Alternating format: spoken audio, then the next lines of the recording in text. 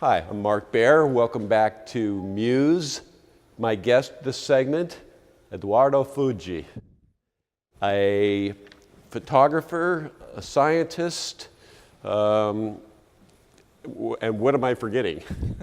So just to begin, one of the things that we're doing at the Museum of Monterey is trying to create what we call a center of excellence.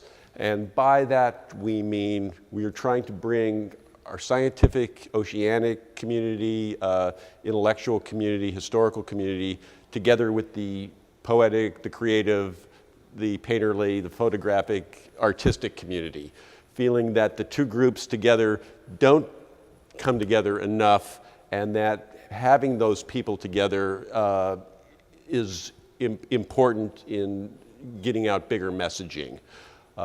You have it all. So let's start with your technical and scientific background before we get to your photographic background. Thank you for inviting me first. I have a degree in computer science, and that took me 5 years to finish. And I actually used some of my artistic experiences to help me support part of my studies. I used to sell some of my paintings, and that helped me go through the college.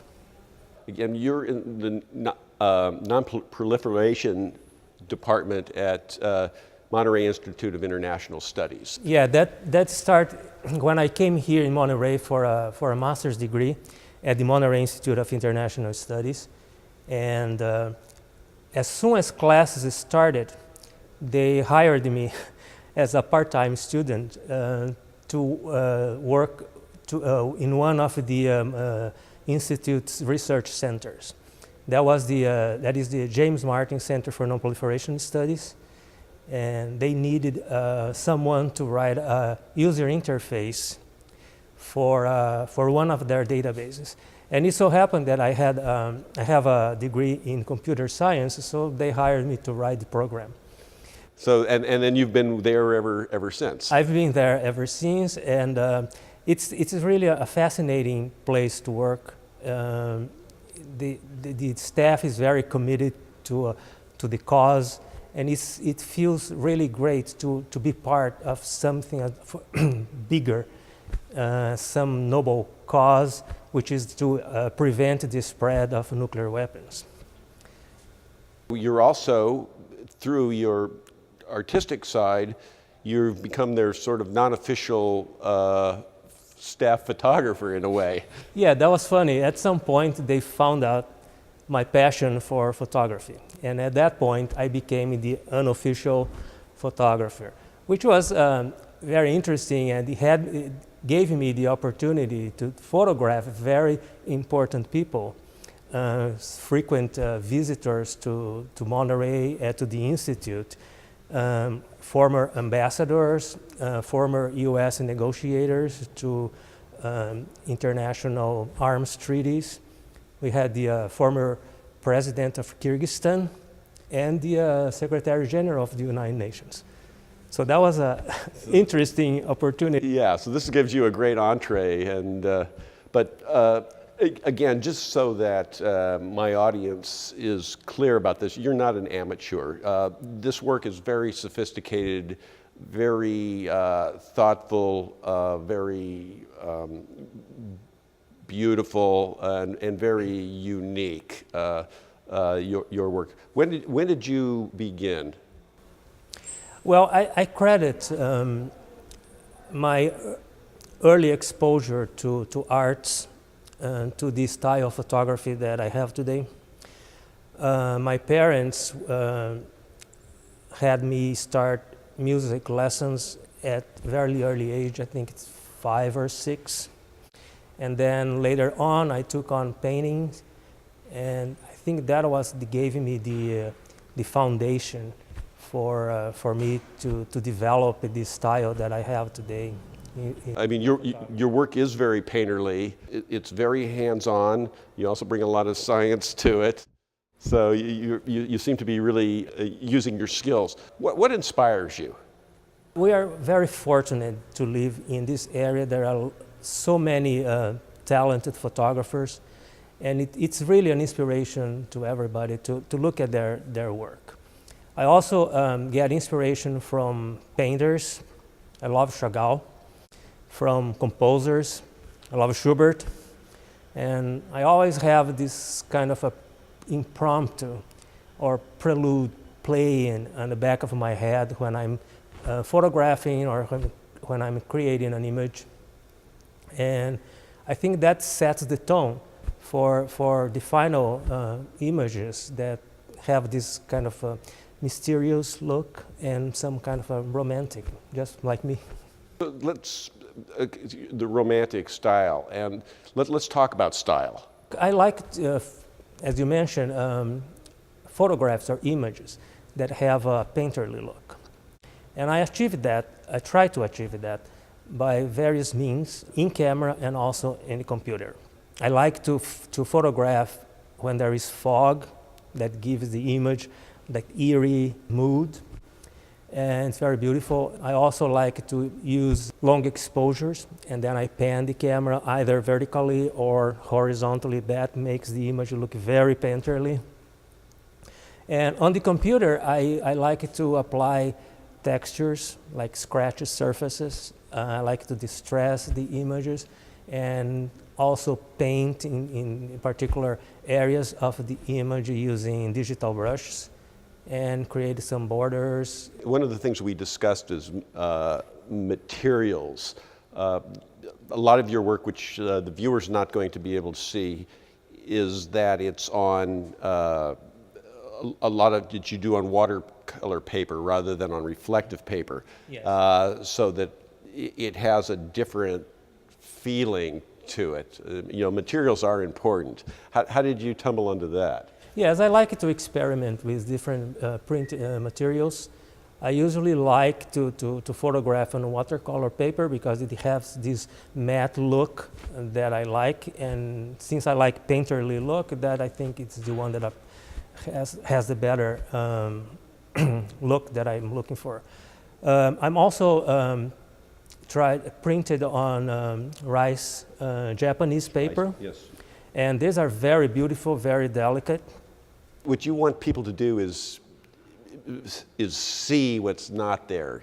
In other words, your work isn't abstract, but what you're doing is asking people to really look for themselves into a situation, to see their own vision, to see the possibilities in an image. And all your work, I guess if I had a word for it, I would call it mysterious. That's exactly what I was trying to look at, my images to look for, mysterious and enigmatic, and that causes people to think beyond what they are seeing. I mean, you do these very intriguing photographs of flowers. You photograph a lot of flowers, a lot of nature, but they become something else when you're done. They're not flowers, it's much more portraiture. Your experiments with lighting is interesting. You light many of your images from below. I find that intriguing. Yes, I photograph my flowers in a studio-like room. Actually, it's a improvised studio, but I use natural light from windows, and I use reflectors to bounce the light to the shadows, so you get the flowers in all details in the flowers. So that's how it starts, and then the creative process starts from that point. I would be remiss if I didn't talk about this award that you just won for Black and White, in Black and White magazine. Let's talk about that a little bit. Yeah, I got a Spotlight Award from Black and White magazine, and they are going to publish an interview with me in the October issue. And there was another one that it was a Merit Award for a portfolio that's going to come out, I think, this next month, I think. And which portfolios were these for? And I mean, this is a big deal. You're a self-effacing person, but this is a big deal to win these awards. And Yeah, the ones that I got the merit award are the flowers the series that I call Contemplation, and these are the garden flowers, distressed, in black and white and kind of tinted. And the one that I got the Spotlight Award was the one that I did with vultures on the beaches on the beach in Pebble Beach. wow. Of all the places. So it's amazing how beautiful these creatures are. They have such a bad rep. No? Vultures, such a bad rep, but they are like majestic, beautiful birds. Let's talk about your background. It was Brazil that you grew Yeah, up in I was Brazil? born in Brazil. Yes, born and raised in Brazil. Yeah. I came in 1992 to get the master's degree at the Monterey Institute of International Studies. Before that, I studied computer engineering, and at the same time, I was also pursuing a degree in music, in classical piano. We didn't talk about music, but music, I feel, is in the photography as well. Yes, that was my first exposure to arts. So I cherish music, and I was raised with music. I had an uncle who was a pianist, and other members of the family, they were kind of musicians. They appreciate classical music, so I grew up with classical music, and that's part of my life. So I cannot separate me from that part, and that influences how I create images and how I view the world. What did you bring us here? This is a cyanotype, which is something that I've experimented with, and a cyanotype is basically a printing process that does not require a camera. Oh, wow. So what you do is you brush your paper, watercolor paper, with this solution. It's a cyanide, and don't ask me what it is exactly.